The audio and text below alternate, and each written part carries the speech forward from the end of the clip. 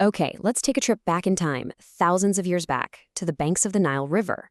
We're going to explore a belief system that tied your life on Earth directly to what happened to you in the great beyond. We're diving deep into ancient Egypt's incredible vision of the afterlife, and it all came down to one powerful idea. Let's get into it. So, we're going to start with a question that, pretty much every culture, every person has wrestled with at some point. It really gets to the heart of what it means to be human. I mean, is that it? Is there something more? And if there is, what's it like? So many civilizations have offered answers, right? But the ancient Egyptians, they didn't just wonder. They built this unbelievably detailed roadmap for exactly what the soul would go through after death. All right, so what exactly did they think was waiting for them? For them, the end of your tire on Earth wasn't the end of your story, not even close. It was just a transition, a doorway to the next phase of your existence. And listen, for them, the afterlife wasn't some vague spiritual idea. Oh no. It was a tangible place you could get to. They called it the Field of Reeds, and it was basically a perfect version of Egypt.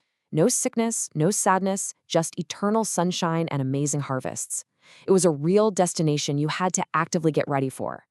But, and this is a huge but, getting to this paradise wasn't a given. It wasn't automatic. Your soul had to pass one final, and frankly, terrifying test.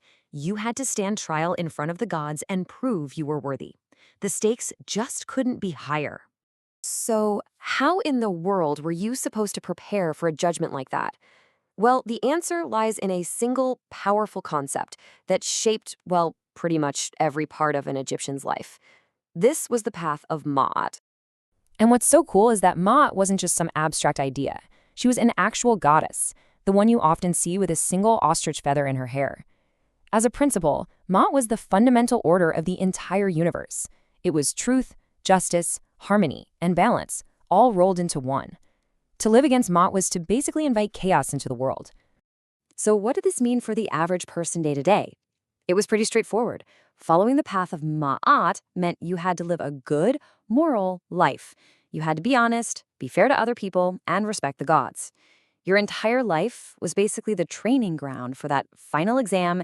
Okay, now for the main event, the big one, the trial itself. After you died, your soul would be led into the Hall of Two Truths to stand before the gods and make its case for eternity.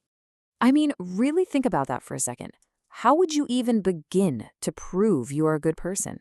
You can't exactly bring in witnesses or character references, right?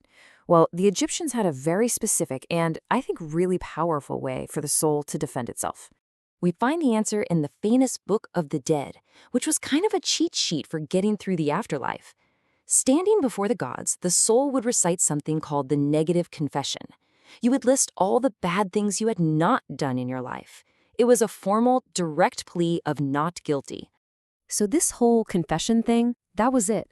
That was the ultimate proof that you had lived your life according to Ma'at. When you declared, "I have not told lies," you were proving you respected truth. When you said, "I have not stolen," you were showing you lived with a sense of order. This was the final weigh-in of your entire moral character. So when you pull back and look at the whole picture, it's really something, isn't it?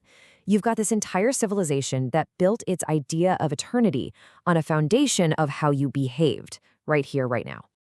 And this is the absolute heart of the matter. It wasn't about how rich you were or how important your job was or how much power you had. None of that was your ticket to the afterlife. It was your character. The little choices you made every single day to live a life of truth and balance. That is what decided your eternal fate. And, while the specific gods and rituals, that's all ancient history. That core idea, the idea that living a life with integrity, with truth, and with balance has a meaning that lasts, that feels just as important today as it did thousands of years ago. What do you think?